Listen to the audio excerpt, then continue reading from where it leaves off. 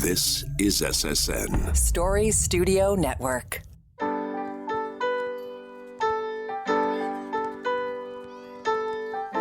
Hi, my name is Pamela Fuselli, and I'm the host of Popping the Bubble Wrap.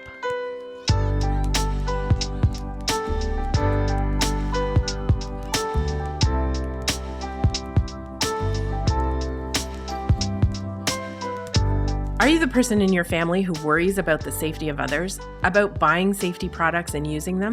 Are you yelling, "Yes, that's me"? This is the podcast for you.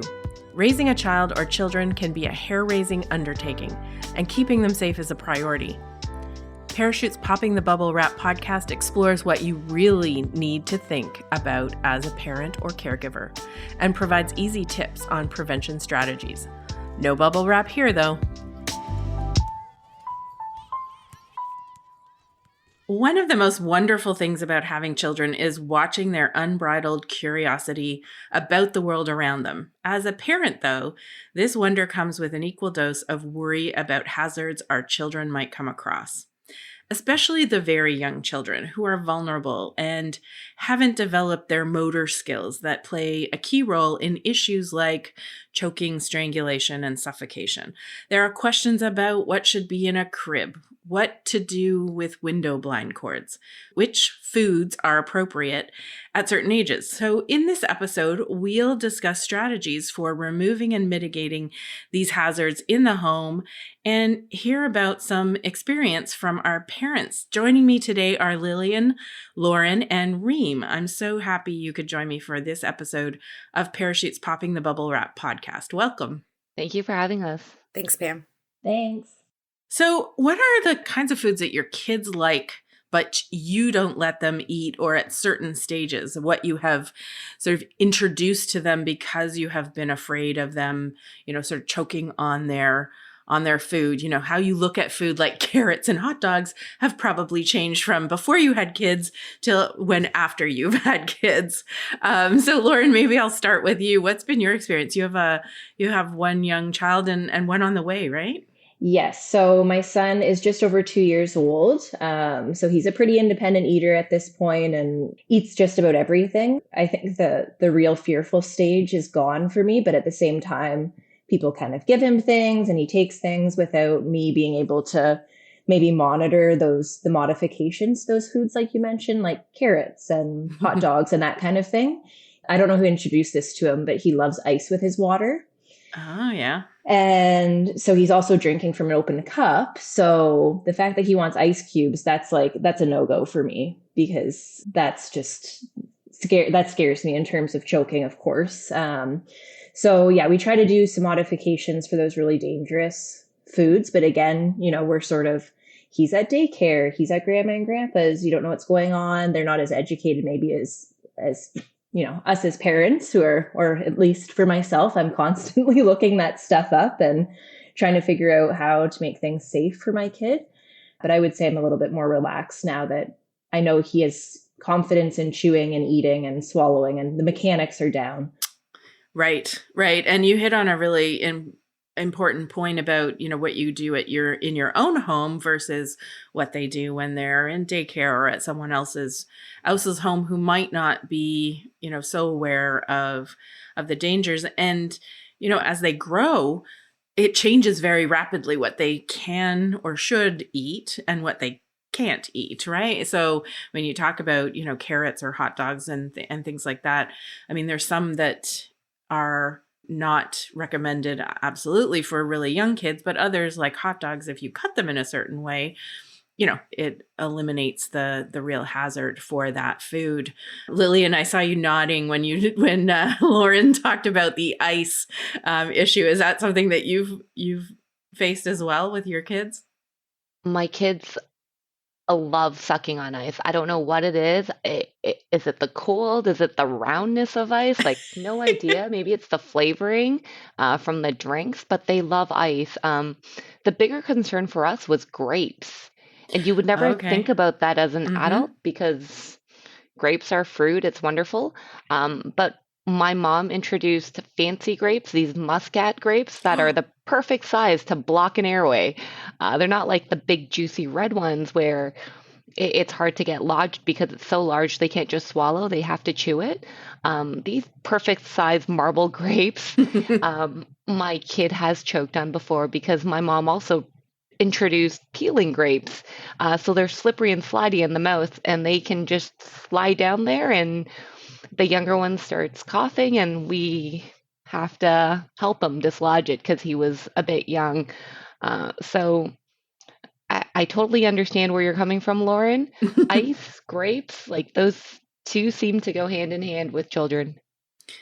Yeah, and cutting the grapes are a good way to stop that from happening. But I do love those Muscat grapes. I have to say, I've tried them myself.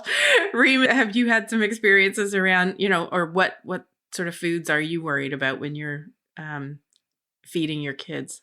Yeah, so I've got a 3-year-old and an 18-month-old. And so for me, the challenge is the 3-year-old can eat certain things sometimes. And then the 18-month-old, of course, wants it. So things like raisins that I know my 3-year-old can eat. Mm-hmm. My 18-month-old doesn't quite have molars, and she definitely stuffs her face. That's the big problem for me is the stuffing. She's in that phase where she'll just... Yep. Big, bunch of stuff. And she has choked, she gags it out really well. But yeah, I'm just scared that she's going to stuff something in her mouth and get stuck in her airway. So that for me is a big one. But yeah, my kids love grapes, and now they don't want them cut. They'll tantrum if I cut them. So I have to just be like, bite it. And then they'll just bite it. And I'm like, okay, I'm coaching them through eating grapes so that they don't just stuff it in their mouth.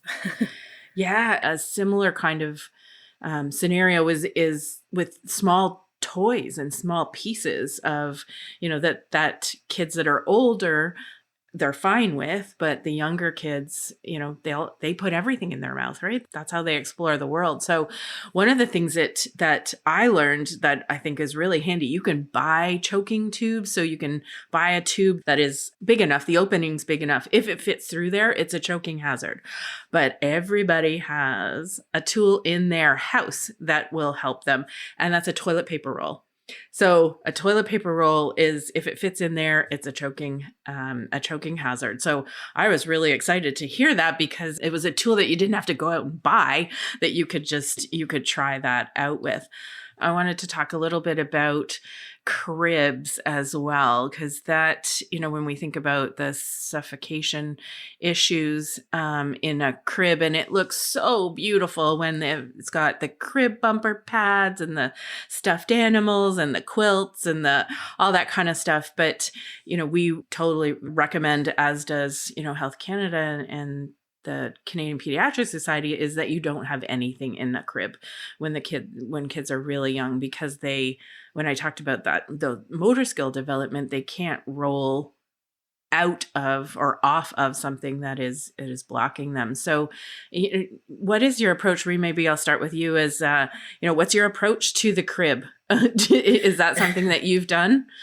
Oh yeah, I was very scared with the crib initially. I also knew a lot about safe sleep just from my workplace. And so, I was very adamant, and my husband didn't quite understand. He didn't know any of that. So he learned a lot from that process.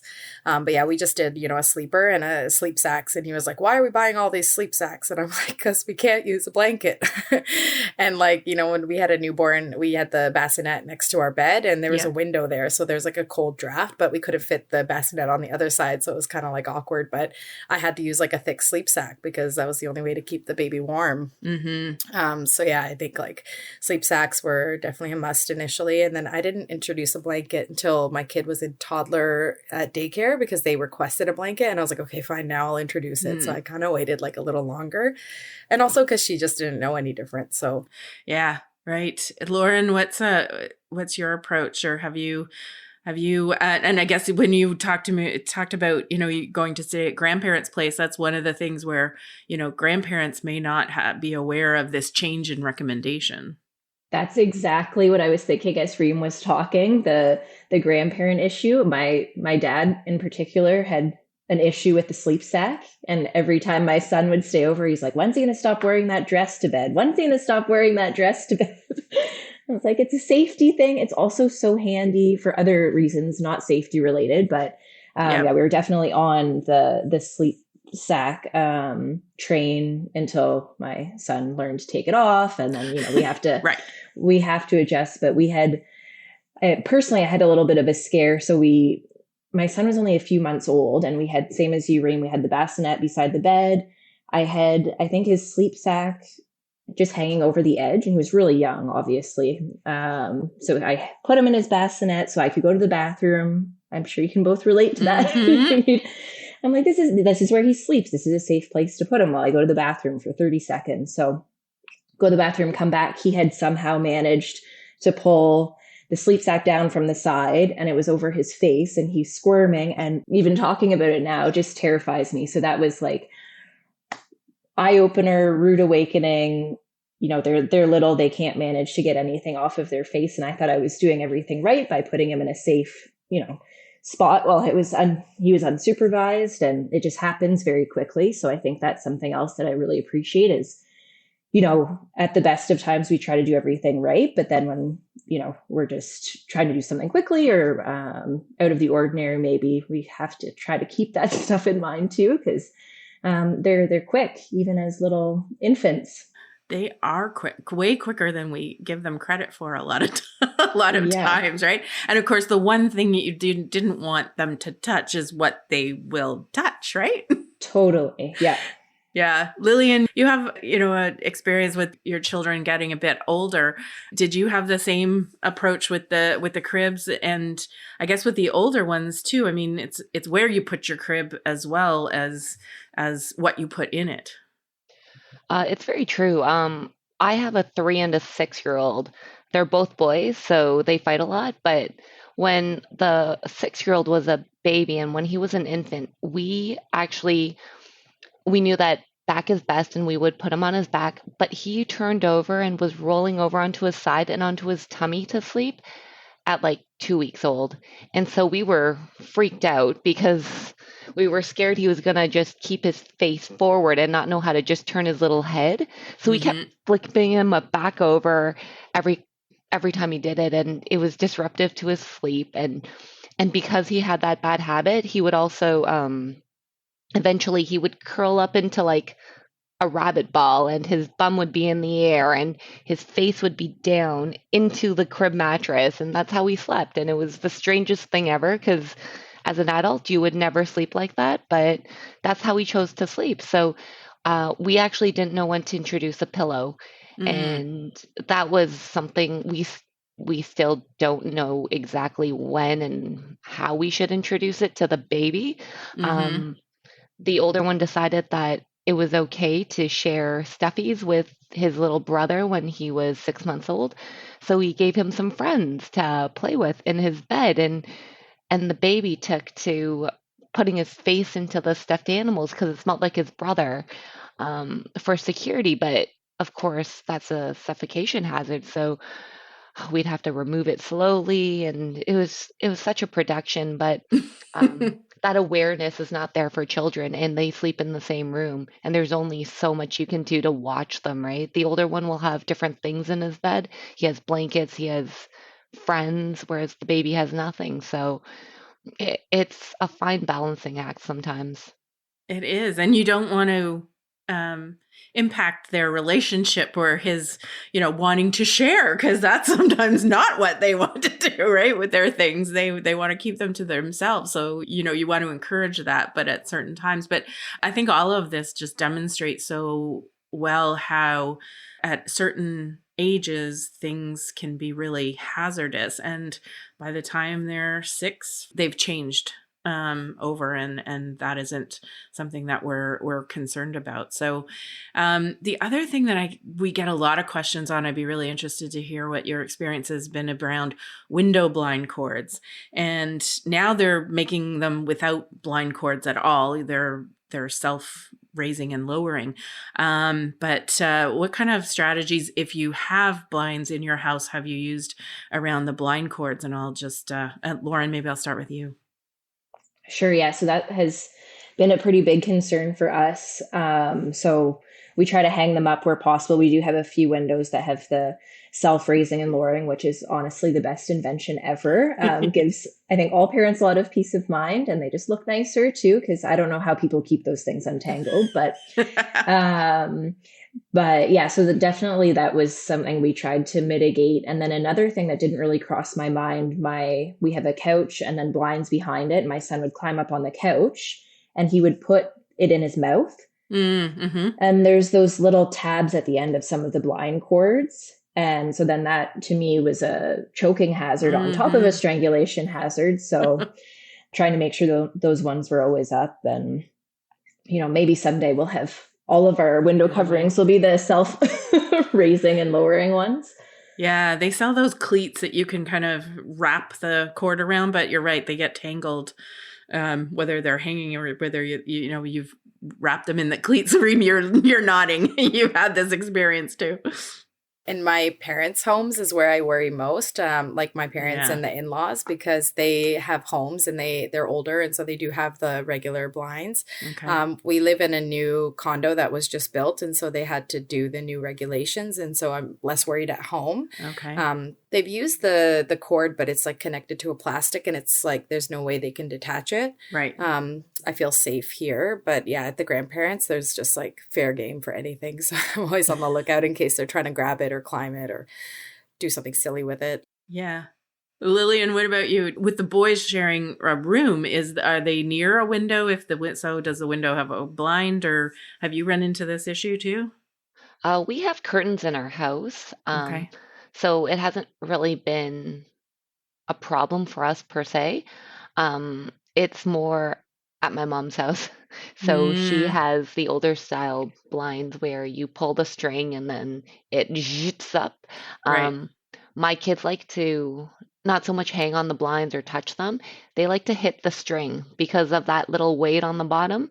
It flicks back and forth. So it's a game to them. They're like cats, right? They just hit it back and forth. So that became a problem because the younger one doesn't know how to move his head out of the way when the rope comes swinging back over. And because it's a loop, it's very easy to get caught around. Caught around. Yeah, exactly. I was thinking exactly the same thing just before you said cats. I was thinking about cats and dogs and them playing with it. You can cut that loop and then at least it's separate and it wouldn't be a choking hazard or a strangulation hazard. So that's one tip that maybe you can talk to your parents. It is their house before you go cutting their blind strings.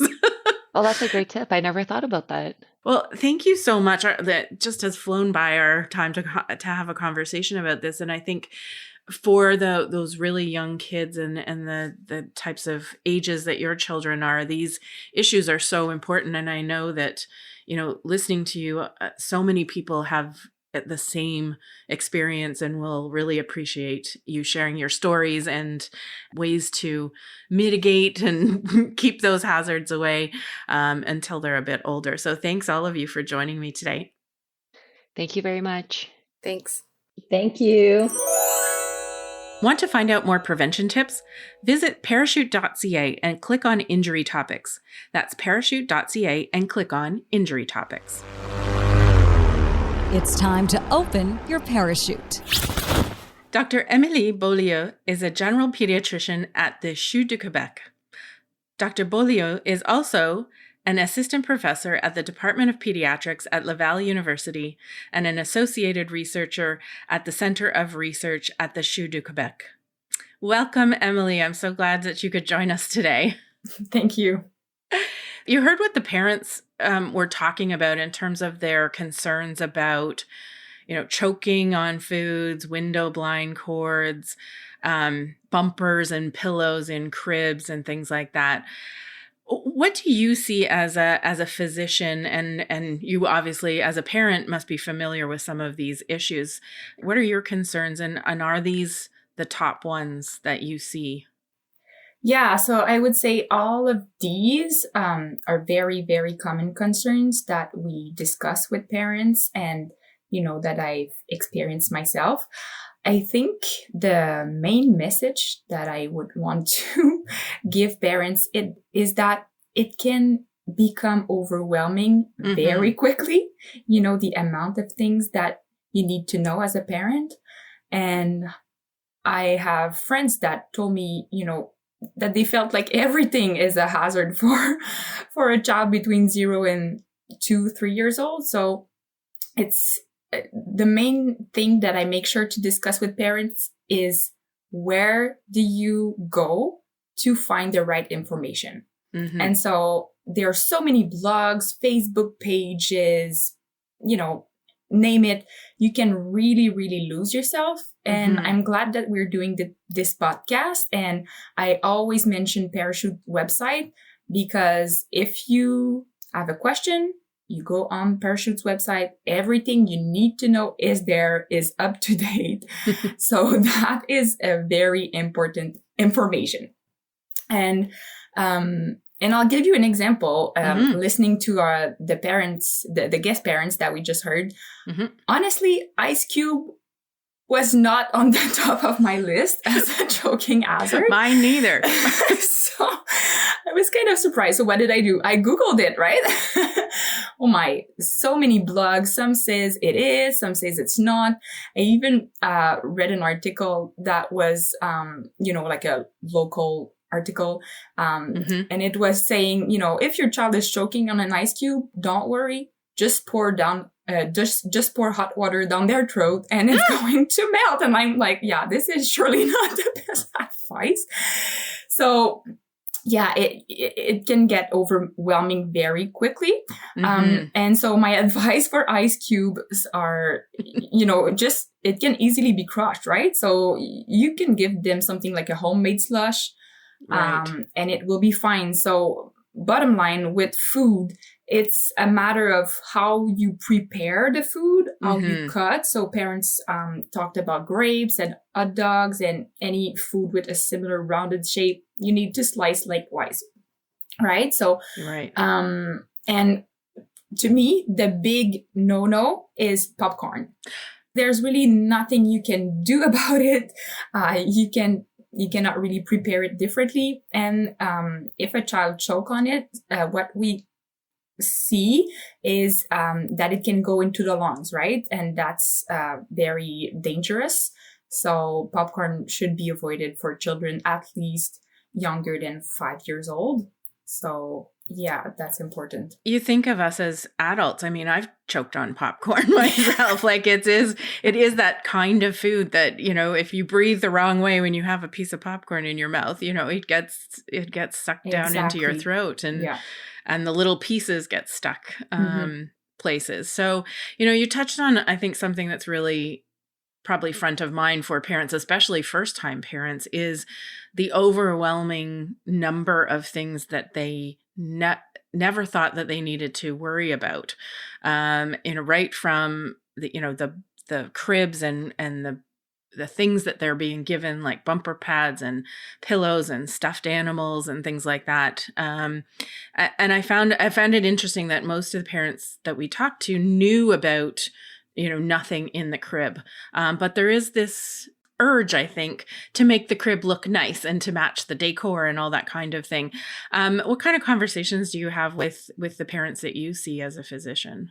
So what we see is parents will endorse whatever injury prevention messages that we give them, especially when they're going back home with their new baby. But what we see is really pressure from the family, right? Like the grandmother that bought this thing for the crib, and you don't want to say, well, this is not what is recommended. So sometimes that's a difficult conversation for parents to have. And that is also something that I experienced myself. So, it's difficult as parents. You need to educate yourself, but you also need to educate people around you, like grandparents. And it's especially difficult when they get defensive, right? And so I think it's important just to, once again, let people around you know, like, hey, these are great resources that you could check to make sure that you're you are also prepared for the new baby to come. And so maybe this way the message, they will listen to the resource and not the parents. So that's something that we often see. Another kind of new trend is and that was not discussed by the guest parents, was the baby-led weaning and choking hazard. So I did my homework. I checked all the studies, and really what the literature is showing us is that a baby-led approach, so introducing solid food right from the beginning versus traditional food introduction, it doesn't seem to increase the risk of choking. But in my experience and many of my colleagues, we seem to see more choking these days on raw carrots, different foods. So my hypothesis about that is, even if you're introducing solid food, doesn't mean that you don't need to think about how you're gonna prepare the food and, cut it in a way that, yes, your baby can grab it on his own, but will be still safe. So parents, I feel, can get, again, overwhelmed by so many different trends in parenting, but we need to stick with the very, very basic messages, and that's one of them. And you are also a parent as well as a physician. Were there any surprises to you as a parent as you actually experienced this, changes in development as your children, were born and grew, in the first couple of years? Yeah. So I feel like parents are kind of prepared for the first years, and that's great because, an infant, the first year is very difficult. Infants are super vulnerable. So you need to, think about anything that could happen. But after that, sometimes it's difficult for parents to remember that there are some hazards around choking, suffocation, and also what we call strangulation. Mm-hmm. And so that's something that I discuss with parents and friends also. For example, scarves. We don't really see them around anymore, so that's a good thing. It's difficult for children to wear anyway. And so neck warmer is a much better choice. But anything like, window blind cords, scarves, it could get stuck in a car, a door, in a bus door, car doors. We've seen farm machinery. So these are really hazards that can be prevented. So it's difficult sometimes to, make sure that you continue to evolve in your injury prevention reading with as your child grow. So that's something that I often see. And the other important thing is bicycle helmet. So how many kids they go on their bike to the park, and once they get there, they keep their helmet on, right? But that's kind of a dangerous thing because it could get stuck. There could be branches from a tree or a pin or something, and that's a cause for strangulation. So all these different tips, but I guess in my experience is you need to educate yourself and then find a balanced approach to make sure that you know enough and you're able to prioritize. Otherwise, you can very quickly get overwhelmed. Yeah, overwhelmed, stress. You can get sometimes angry at others in your surrounding because they don't know as much as you. But as long as you're able to prioritize and, performance parenting is a big thing right now. So a balanced approach is very important. Yeah. Well, I think it's been really interesting talking to you from both, your professional hat on, but also as a parent and the understanding about how many things that parents need to worry about, when their kids are really young, and then the changes as they develop and how they can stop worrying about some things, and then there's new and different hazards for their kids. So thanks so much for joining me, Emily. I really appreciate it. My pleasure.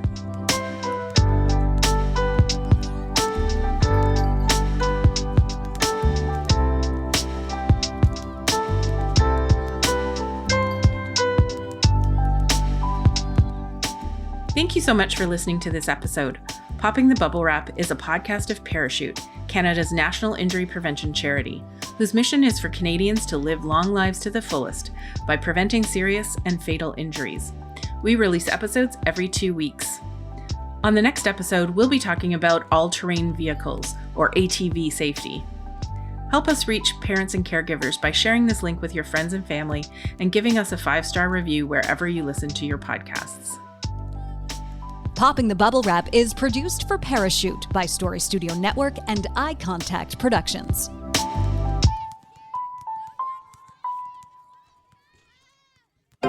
This is Story Studio Network.